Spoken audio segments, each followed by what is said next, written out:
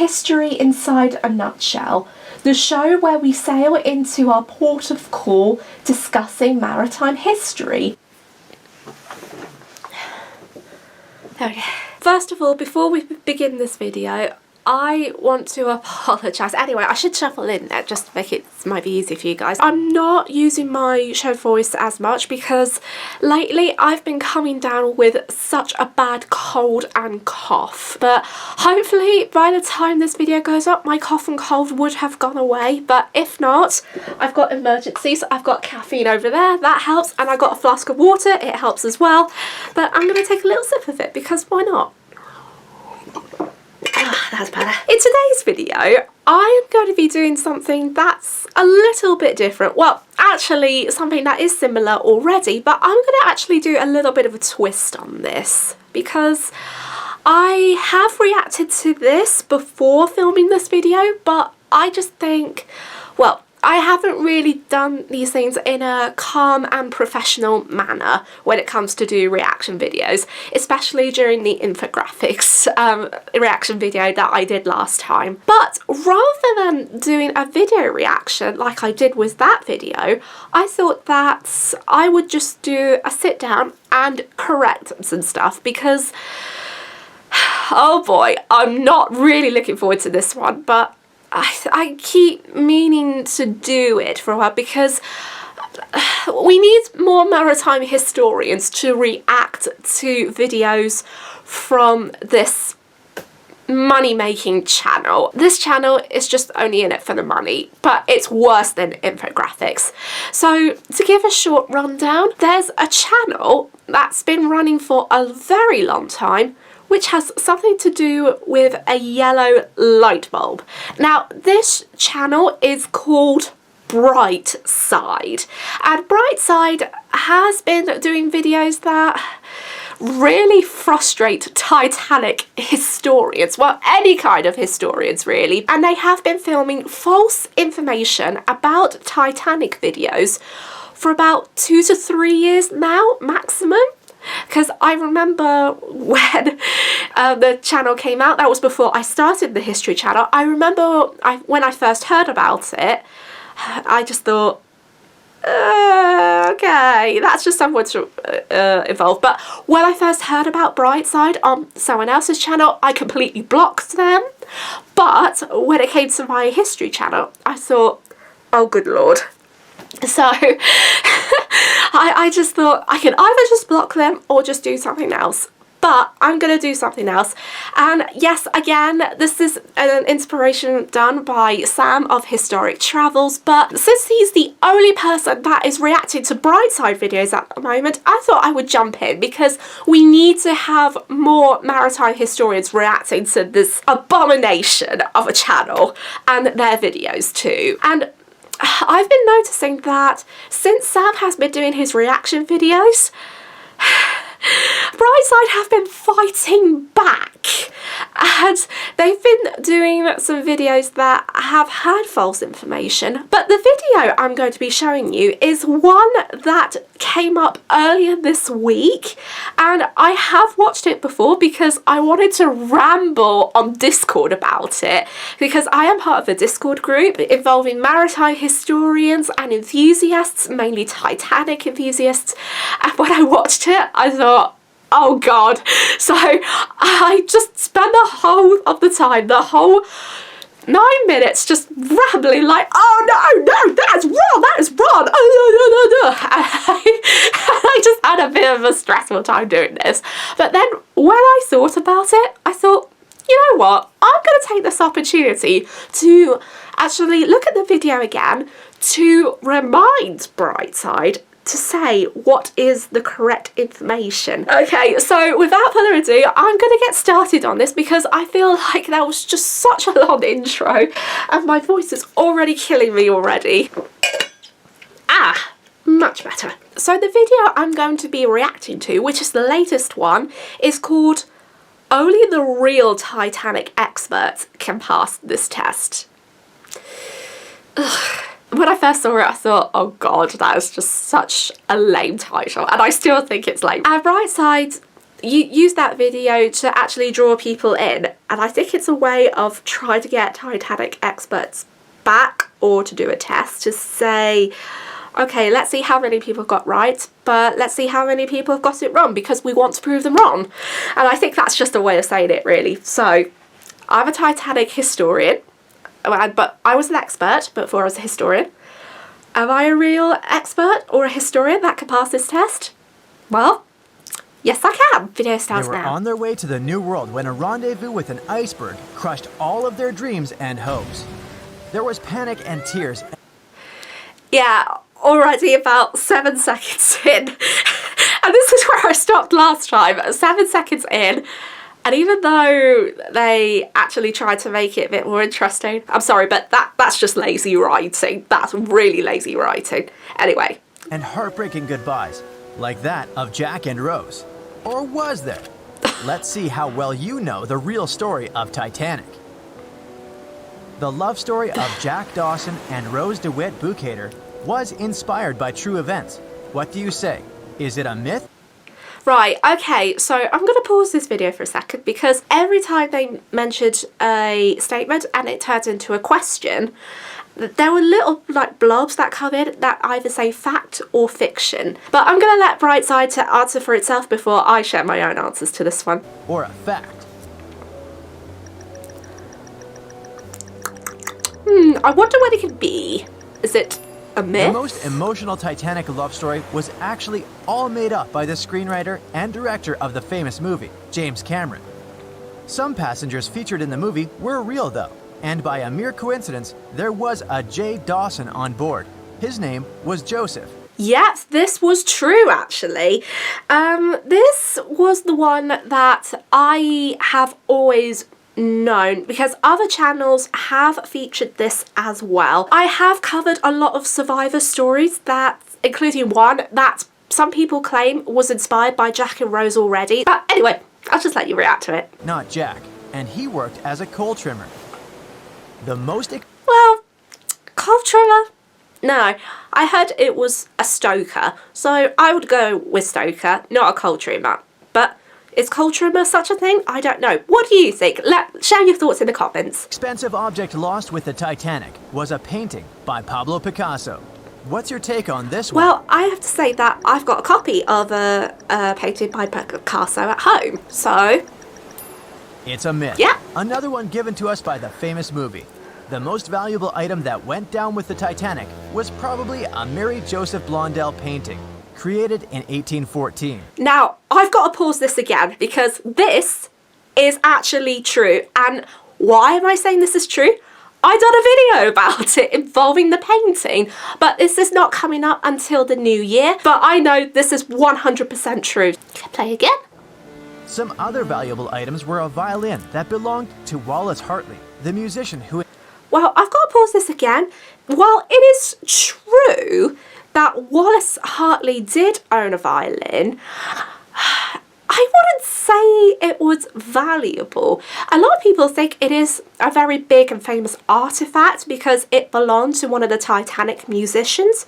But I wouldn't say it was valuable because the violin was a gift from his fiancée at the time.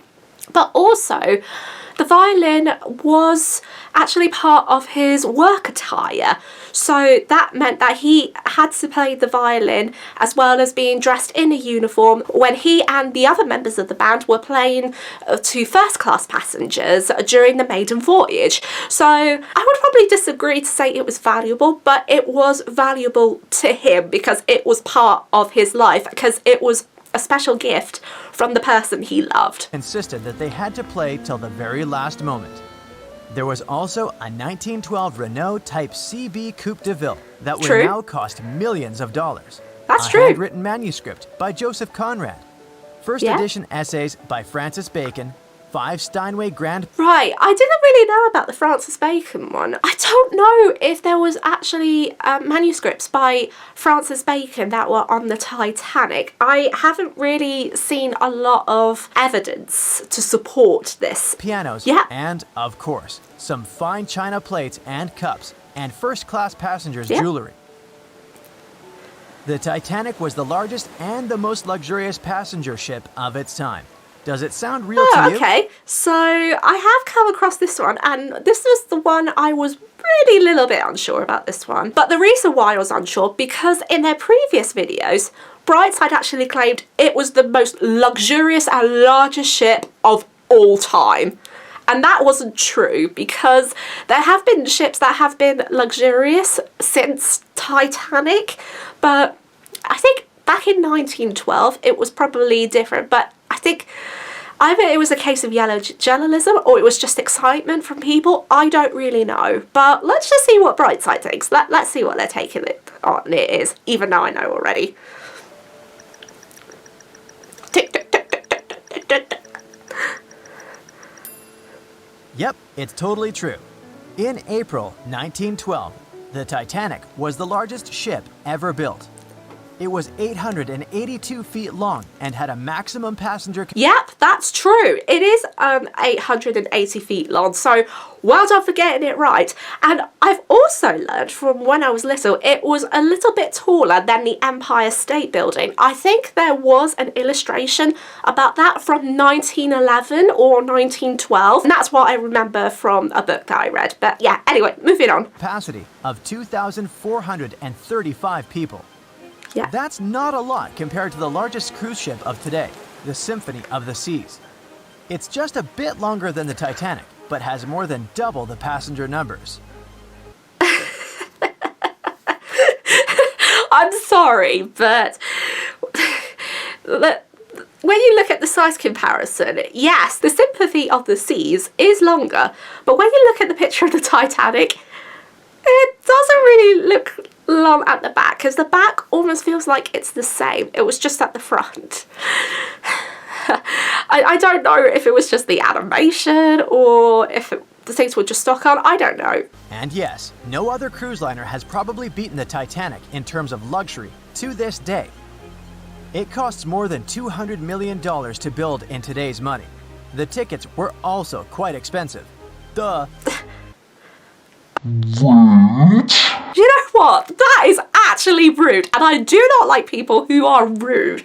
So, Brightside, cut out the duh for next time, because duh, that's just really bad professionalism. First class tickets ranged in price from $1,700 in today's money. Now, again, I have to pause this for a second, because when I was on Discord reacting to it for the first time, I really wasn't too sure about the ticket price range, because when you look at the ticket price range, I know they put it what was compared to what the prices were at the time to the prices that they were today. And I got confused by it because I didn't really know if some bits were right or wrong, because at the time, I believe that some of the prices to buy a first class ticket were lower than this back in the day, but because the money currency was different by then. But when I did ask this question, a lot of people on Discord actually said to me, yeah, I think that's a little bit accurate. So I was just going to go along with what people say on Discord, but again, I could be wrong. For a berth, up to $50,000 for one of the 2 parlor suites. Second class tickets were $700. Third class passengers had to pay between $170 to $460. Most of the passengers of the unsinkable ship managed to survive. True now, or everyone false? knows that is a myth.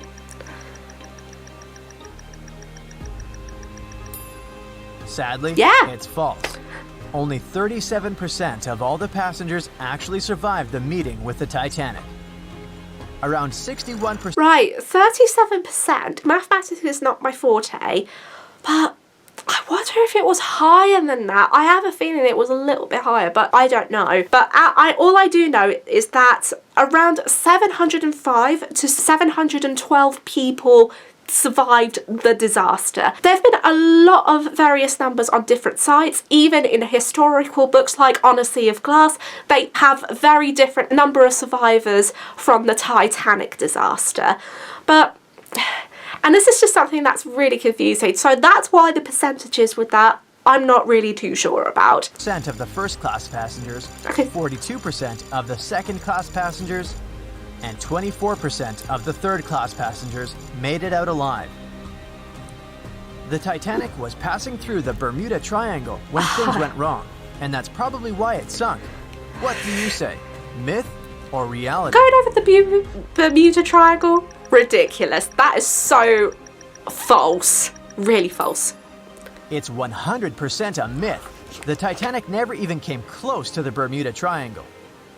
The liner sank about 400 miles south of Newfoundland, which is a huge distance to the north of Bermuda. They finally got their geography area right. Where ships and planes disappear without a trace. Well,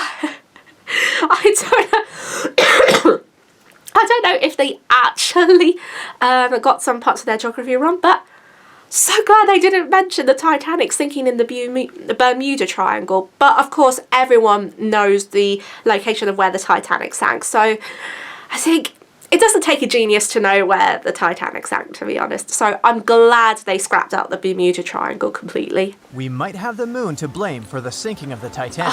True? Now, I know Brightside have done a video on this already, but there's going to be a chance that they say it's true. Or false. This one is true. Knew it! The moon heavily affects the tides on Earth. The closer the moon is to the Earth, the stronger the tides are because of the increasing gravity of our satellite. Back in 1912, the moon was so close it made several glaciers in Greenland break apart. Massive chunks of ice that broke off from the glaciers started floating south. The supermoon event came just 6 minutes after a spring tide, the alignment of the moon, the sun, and the Earth that makes their combined gravity reach its peak twice a month. And the day before, our planet had come the closest to the sun that year, which made the gravity even stronger. Okay, I'm going to have to stop there because I was determined to stop for a second. I don't know if this science is true or not, but how the Titanic sank and how the iceberg actually broke off because of the moon is completely wrong. And I've done some research, and the Titanic actually sank on a clear and moonless night, so there was no moon there, and before the Titanic hit the iceberg, the ship actually ran into some cold water mirages, or according to the site Science Focus, they actually call it Arctic mirages. It says, according to sciencefocus.com, such Arctic mirages are formed because the density of the air near the cold ground is higher than that of the air above, and light rays passing from the warmer to the colder air are bent. The Arctic mirages, they can be dangerous, to say the least, especially during 1912, because they were dangerous. And that was because that when the iceberg was spotted, and mind you, the lookouts in the Crow's Nest at the time, Reginald Lee and Frederick Fleet, they didn't have any binoculars with them, because the key to the cabinet for the binoculars left with the ship with an officer called David Blair, who actually took the keys with him by accident. And because they had to use their eyes, that made it even a bit more harder. And by the time they spotted the iceberg, it was too late. As for the iceberg, the moon didn't actually break off some of the ice from a glacier which formed into an iceberg, because it was something that must have happened but many years ago before the collision happened, because according to beyondpenguins.com, although the iceberg aren't living, and by the way, this is when they asked the question, what is the cycle of an iceberg? So by that they mean the life cycle. Although they aren't living, icebergs do have a life cycle. They begin as part of a glacier, building for tens of thousands of years and slowly moving forward toward the ocean. Once an iceberg calves, it typically lasts for 3 to 6 years, and shortly if it floats into warmer water. And I've got no other words to explain on this one, because I think from the bits I found on Google and these websites, they speak for themselves really. But I probably will cover future videos on the icebergs and cold or Arctic mirages at some point in the future. So yeah, I will definitely leave that for another time. This mixture of events created perfect conditions for one of the most powerful tides in history. Icebergs breaking off from Greenland's glaciers drift off to the coastal waters of Labrador and Newfoundland, where they often run aground.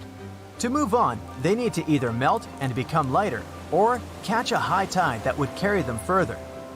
The 1912's tide was as high as it gets, so they shifted many shipping routes south because of the huge amount of icebergs. But not the Titanic, of course, as they believed it was unsinkable. It took 4 hours and 40 minutes for the Titanic to sink. What do you say? Now, it's 2 hours and 40 minutes, not 4 hours and 40 minutes. Ugh, they're gonna get this wrong again like they did last time. And if you're a Titanic expert, you definitely know they finally got it right. 40 minutes. They actually finally got it right. Because in the past videos that they did, they always got the timing of the sinking wrong. So this was the first time they got it right. Well, at least they actually changed something. And this was slow enough, given the damage caused by the iceberg. It didn't sink faster, thanks to the ship's construction. There were 16 watertight compartments in the lower part of the ship. They worked as a lifeline. When the iceberg crashed into the hull, it broke into 6 boxes. The Titanic could have stayed afloat only if 4 compartments had been damaged. Water filled the first 6 compartments within 1 hour. During this time, the ship tilted slightly to the right side. Then, water began to flood the 7th box when all 6 boxes were filled. And from that moment, the sinking rate was growing with every second. The ship's bow sank under the water, and then the stern filled up. One of the leading reasons for the Titanic tragedy was signal rockets. Now, again, I had to actually ask Discord for this one because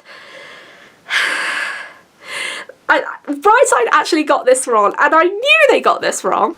True or false? What's your take on it?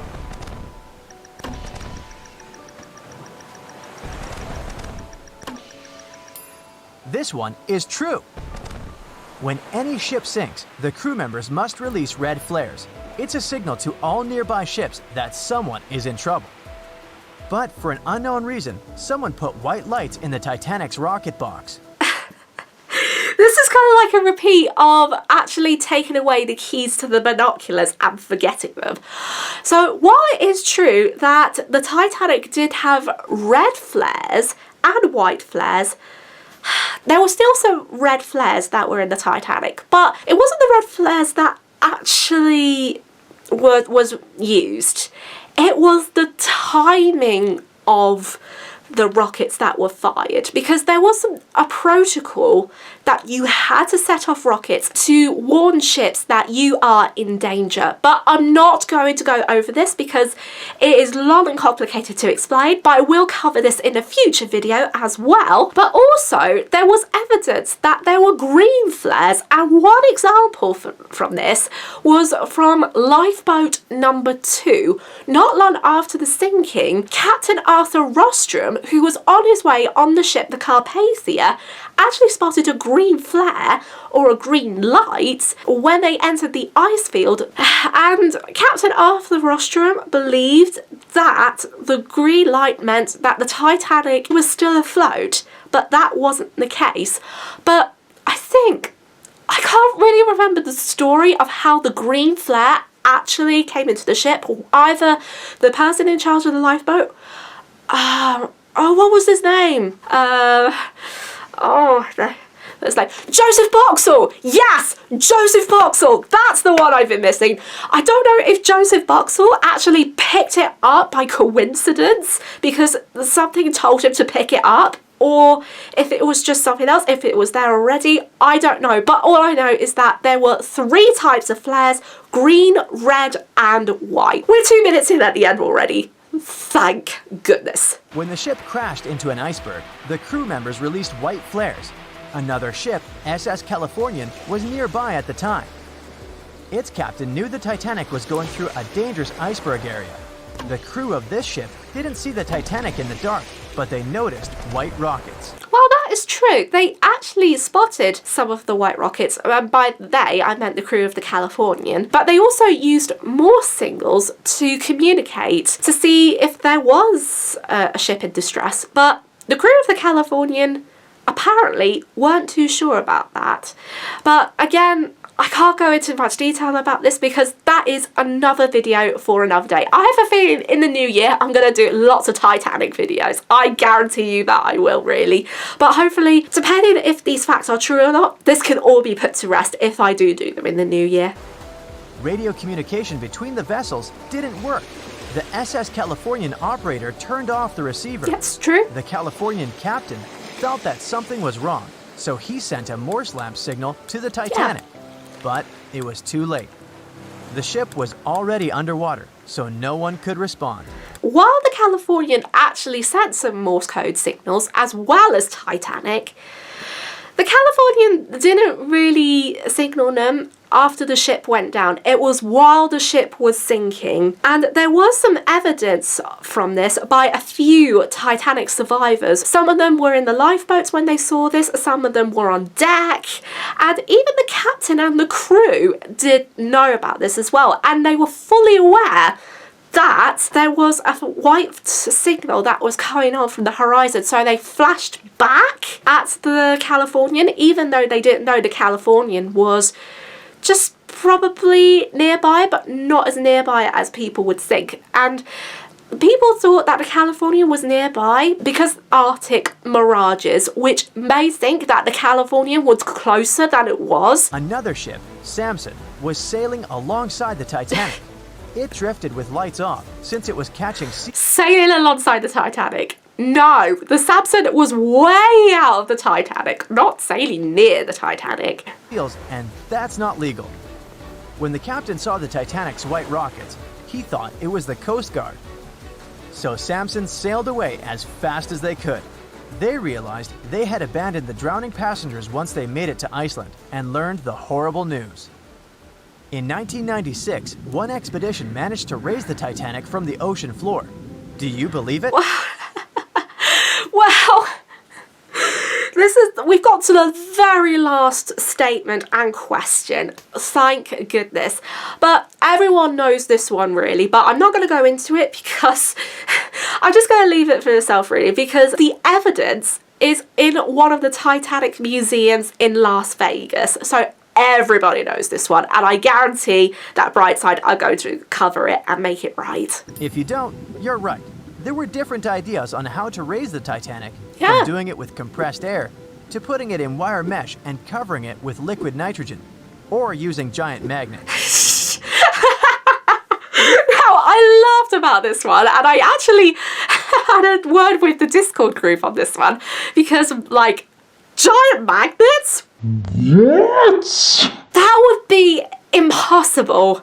Even though the Titanic, well, most of the Titanic was made out of steel and iron, to raise the Titanic, especially if she was at 21 tons, but if she was split in half after the breakup on the ocean floor, it could be less half than that. And if they were going to try and raise the ship with magnets, that would be impossible for two reasons. One, because of what I explained before, but if it was true, they need like millions or billions of magnets to actually raise the Titanic. And two, if they were attached to submarines or airbags, and if they tried to pull the wreck, that wouldn't happen because the force of the maggots and with the cable would suck the submarines down, and some people would die. And because it's been on the seabed for over a century, there's no chance or way it would have been raised. And also, of course, it's a grave site as well, so if people did do that, that would be so disrespectful, and I actually 100% believe it is. Others I'm not too sure, but with liquid nitrogen, I found at one point that it might be true. I need to check it again, but I swear to goodness gracious, it might be true. But again, I need to double check. The only real attempt to raise the Titanic was made in 1996, and it failed dramatically. The expedition's goal was to lift a part of its hull, weighing about 21 tons. Yeah. It would still have been the largest piece to see the sunlight again, if the operation had succeeded, that is. They lowered 4 large bags filled with diesel fuel to the bottom of the ocean and attached them to the hull plate. Then, the fuel bags were released and they started lifting the pieces on their own. The plate was about 200 feet below the surface when the weather got rough. The expedition members decided to tow the part to calmer waters around 80 miles away. Long before they reached the towing destination, half of the plate broke off and sank to the bottom again. 2 of the lifting bags seemed to have broken loose and the hull went down. 2 of the bags actually did break loose and the hull went down, but the other piece that broke off before the event happened, that's completely false. If you have seen the piece in Las Vegas, the big piece was a lot bigger than the animation that was just shown in the video. And the whole big piece actually went down to the other side of the seabed floor intact, apart from the diesel fuel bags that actually been lifted up. But again, I could be wrong, but that's not what I remember when it came to the big piece. The Titanic will most likely crumble to dust halfway up if someone tries lifting it again. Whew, and I feel that I've recorded this video for about an hour, so my voice is already killing me. And I forgot to mention as well, the Titanic will be crumbled into dust. Well, not exactly, but it would be like eaten and completely dissolved by the bacteria, and the bacteria is called Hominus titanicae, and I know I might have got one bit wrong, but I don't speak Latin really. But I tried to pronounce it right when I did the documentary. I definitely think it would have been eaten by the bacteria rather than being crumbled into dust. There we have it. We have come to the fully end of it. Whew. Second time, but hopefully this will be the very last time I actually look at this video. So, what do I think? Well, I'm not an expert, and I consider myself as a historian, although not qualified, but I consider myself as a historian. I do get things wrong from time to time, but that's the thing about stuff. When you get things wrong, and if you learn about things that are right, you learn something about them. But when you have people who get bits wrong, they're in hot water here. They are in deep, hot water. But I just think Brightside is one of those channels that are like that. I have to say though, out of all the videos that I have seen through Sam's reaction videos, I'm actually quite surprised that some of the bits they have managed to clean up, but I still don't buy with the some things that they get a bit wrong. So it's a little bit of a 50-50 situation here, and I don't really think I'm going to watch any future Titanic Brightside videos anytime soon. Well, except if Sam reacts to them. Because everyone would like to see him being angry and being tortured by watching them. And he's done 4 of them already. But I think this is the last time I'm ever actually going to do the Brightside one. So let me know what you think. Is there any Brightside video you really hate? Like, hate the most? But then also, what is your favourite Titanic fact that is legit? I would love to hear your thoughts and opinions on this one. And until then, I'm going to actually stop recording to recover from my cold. And although I actually said it in next week's video, because Christmas is coming up, I want to take this opportunity as well to wish you all a Merry Christmas and a Happy New Year. And yeah, hope you have a good one. And until then, take care of yourselves and stay safe. And sending lots and lots of love. Take care. Bye. If you enjoyed this week's episode, please subscribe for more historical content. Until next time, this has been History Inside a Nutshell, departing from the docks. Thank you so much for all of your support and enjoy the rest of your voyage.